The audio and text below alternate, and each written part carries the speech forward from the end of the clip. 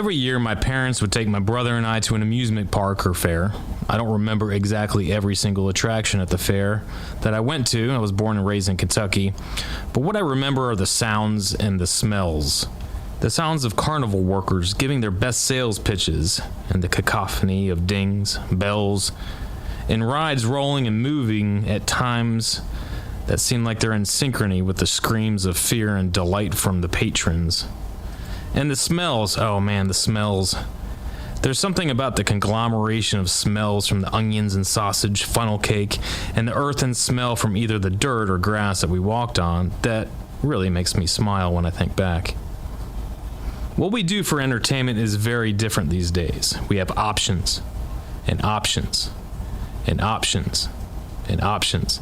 But despite those many options, in my recent experience at the Northwest Florida Fair, people still like going to the fair. Today's episode, the Northwest Florida Fairgrounds. Welcome to Flashback, a podcast by the Okaloosa County Public Information Office. Get ready to dust the nostalgia off your sleeve as we talk with Okaloosa citizens who share with us how things used to be. I'm your host, Nick Tomachek. It's time to step into your imaginary DeLorean, tap your flux capacitor, and flash back. The Northwest Florida Fair has a long history in Okaloosa County. It's had a number of name changes and ownerships, and has had 2 locations, something that I didn't know before researching this episode. The property that houses the Northwest Florida Fairgrounds was recently purchased by the county from the city of Fort Walton Beach with the hope of rejuvenating it and improving it using tourism bed tax dollars collected from our visitors that experience our piece of paradise. To make sure that the fairgrounds gets improved in the best interest of the public, a Fairgrounds Advisory Committee was formed. Those folks will be tasked with working with tourism staff to advise the Board of County Commissioners on how to transform the fairgrounds into its full potential. The Advisory Committee chairman is Charles Rigdon. He's the son of C.H. Bull Rigdon.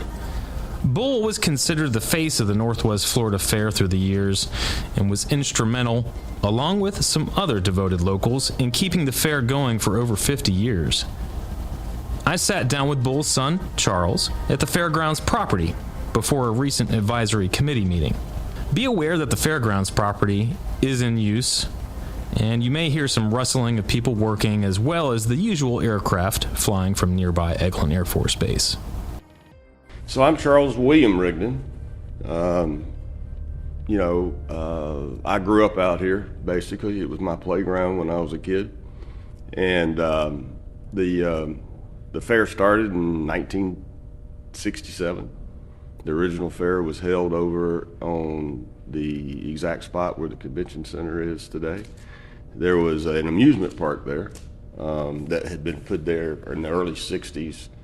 And 2 gentlemen owned it, 2 business people, Doug Duggan and Andy Ozak. And so they had the amusement park there and the rides, and they also had a little fair. Somehow they requisitioned a bunch of Army canvas tents, and they put the booths in the tents, and then they brought some rides in, and then they utilized the rides at the amusement park, and that was how the first fair was done. And it was billed as the Okaloosa Industrial Fair. Andy and Doug had the rights to the name and the rights to have the fair, and so a group of gentlemen who just all happened to be Shriners, and that my dad knew, they all formed the Okaloosa County Fair Association, and then they approached Doug and Andy and bought their assets, which hardly wasn't anything, and the rights to the fair. Actually, that agreement is laminated up in the office. Okay. So it's, we preserved it years ago so that we wouldn't get thrown out. And so thus the fair,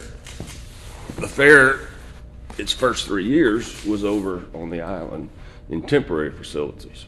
Sometime in 68 and 69, my dad, who was very good friends with Bob Sykes, his name's Charles Hutton, Charles H. Rigdon, but everybody called him Bull. That was he went by Bull. And, it's pretty easy that if somebody would say, well, I know your dad, Charles, you know that he didn't know him very well, because Dad really didn't prefer to be called Charles.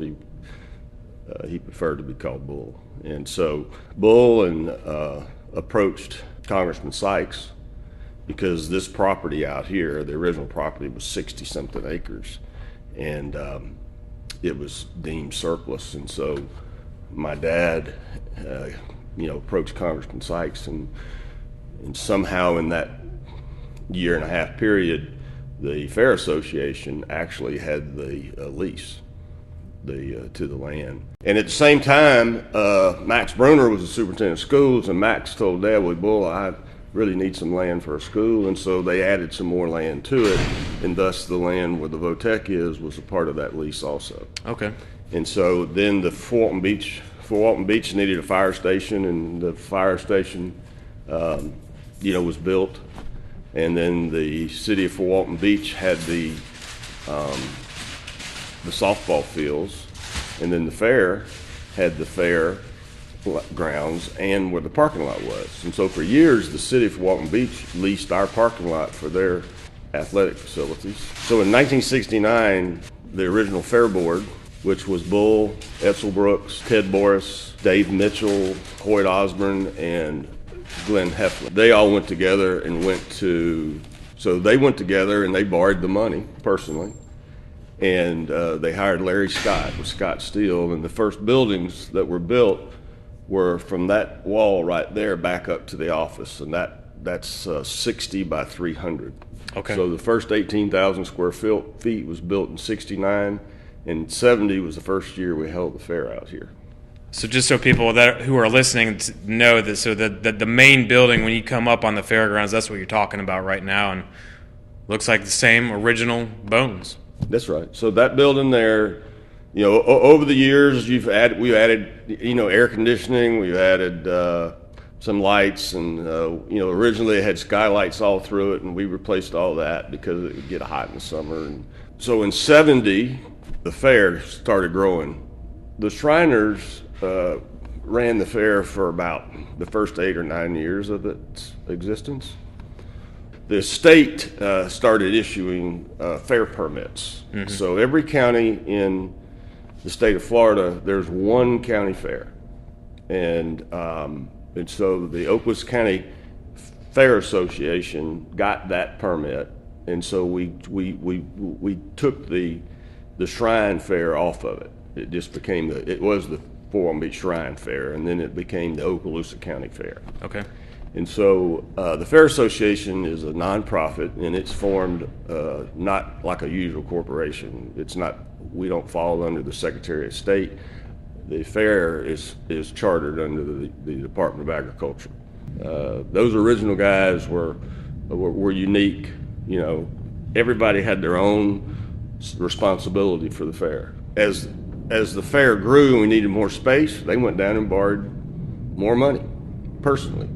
Okay. And so most of the original structure was built with the fair board going and personally signing the note to do it. 1980 is when the Muriel boat lift happened. The Mariel boat lift was a mass immigration of Cubans who traveled from Cuba's Mariel Harbor to the United States between April 15th and October 31st, 1980. The term Marielito is used to refer to these refugees in both Spanish and English. While the exodus was triggered by a sharp downturn in the Cuban economy, it followed on the heels of generations of Cubans who had immigrated to the United States in the preceding decades. After 10,000 Cubans tried to gain asylum by taking refuge on the grounds of the Peruvian embassy, the Cuban government announced that anyone who wanted to leave could go ahead and do it. The ensuing mass migration was organized by Cuban Americans with the agreement of Cuban President Fidel Castro. The Mariel boat lift was ended by a mutual agreement between the two governments in late October 1980. By then, as many as 125,000 Cubans had reached Florida. And in Okaloosa County, according to Charles, 10,500 Cuban refugees found temporary residence at the Northwest Florida Fairgrounds property.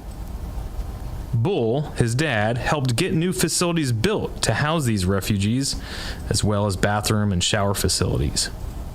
This was the second time in 5 years that Okaloosa County played a role in housing refugees. In 1975, the community welcomed Vietnamese refugees who were brought to a physical location in an area north of Niceville on Eglin Air Force Base. In that instance, in 1980, when the Cuban refugees came to the Fairgrounds, and in a News Journal article, it was called the Fort Walton Beach Fairgrounds at the time, pretty much a city was built overnight to house all the refugees coming in. Now let's go back to Charles. And everybody was processing the refugees through, and people, they would get sponsored out and they would leave, and they got down to maybe 200 people here, and it was about a month before the fair, and my dad was going, hey, you guys got to get out of here, you know. And so they took the rest of the refugees and took them to Arkansas. There was a lot of history here. You might have remembered some of those first fairs. Do you? Oh yeah. Do you? What, Sure. what did it kind of look like? Did it look different than it does today? What were some of the popular rides that people liked? What were some of the attractions? Yeah, I mean, historically in the fair here is our contract would call for the amusement company to bring in 30 rides, right? Now that was a mixture of what they call spectacular rides, which was back then was the double Ferris wheel and the zippers and the gravitrons and things like that, right? And then they would have another group of rides that were mainly for adults and young adults. And then they would have Kittyland is what the carnival people call it. And then Kittyland would have 10 rides in it. So you would divide it up. And all your good shows, you know, about every 4 or 5 years they would buy a new ride, right? You know, because rides were coming out all the time. Here's an article I found in the Pensacola News Journal dated October 19th, 1977. The writer's name is Loyal Phillips, under looks like a column called The Miracle Strip. He writes about the fair, and the headline says, Okaloosa Fair included kaleidoscope of scenes. And let me read a little bit of this for you. New rides are more sophisticated and apparently much safer than those of former years. A towering double Ferris wheel projects to a great height, and 2 wheels revolve simultaneously at each end of a thick boom, which itself revolves. The contraption is called the Sky Ride, and the estimated weight is 12 tons. More than 100 attractions in the Midway are operated by John's United Shows, owned by the Arthur Lambkin family of Tampa. The company employs more than 700 people. Now let's go back to Charles. But I can remember, I mean, I was in my teens, went to college in 76. I can remember, you know, when we had the entertainment, when you could afford to have them. You know, people that had performed here, Merle Haggard, Dolly Parton, the Oak Ridge Boys, Barbara Mandrell, Louise Mandrell, Jerry Clower. Do you remember those performances? Sure. Yeah. Sure. Freddie Fender had the #1 song in the country when he was here that week. It hit, and you couldn't even get around the stage. There was so many people here. Charles took me back to Bull's old office, where a 3-foot by 2-foot portrait of Bull in his Shiner uniform hangs on the wall still to this day. Charles found an old clipboard that denoted all of the fair events dating back to the 1970s. And so all of a sudden, as you know, the fair grew as the county grew. Mr. Boris kept immaculate records. Clipboard basically that had, you know, each year, each day it was open, what the temperature was, if it was raining, the original tickets for 25 cents to get in, how many people, how many adults, how many children, how many passes came in, and it was all, you know, scribed in perfect penmanship, right down to the T, you know. And so when I was still running the fair, even though I had an Excel and a QuickBooks format, we've always kept that board. Oh, yeah. You know? So it's kind of interesting.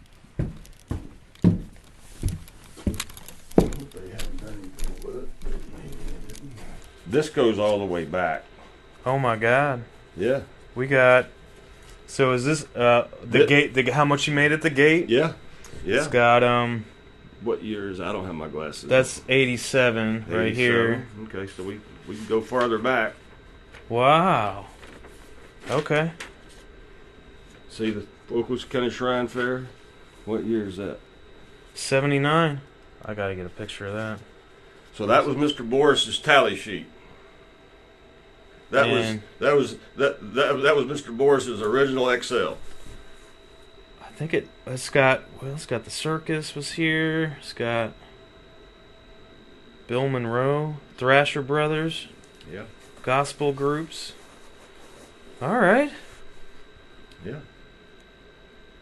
Oh, okay, and then the totals at the bottom. Yeah. For each week. And we're walking through the old office. There's a picture of Dolly Parton on the wall, and then in Bull's old office, a big picture of him. So this is a funny poster here. This is Lanny. This is the Dixie Chicks. Uh-huh. We passed on the Dixie Chicks to play at our place. Okay. You know, we book our stuff like 6-8 months in advance. The Dixie Chicks got hot, so Lanny booked them. Mm-hmm. And so when they were there, they packed the place. And so Lanny had the Dixie Chicks write to Bull, "Sorry you didn't have faith in us, Bull." That's hilarious. Yeah, exactly. I don't feel like the history of the Fairgrounds could be told without talking a little bit more about your dad. Why? You said he was a civil engineer on Eglin. Obviously, he sat on the board along with some other influential people. But it seemed like, well, to me, when I moved here, that Bull was kind of like the face of the Fairgrounds. Is that? Yep. Okay. And that was both, it helped and it hurt in some areas, But at the end of the day, when people thought about the fair, they thought about Dad. He was always promoting the fair. He retired. My mom died in 1988. He retired in 89. And then this became his full-time job. He was 59 when he retired. So he lived to be 85, 86.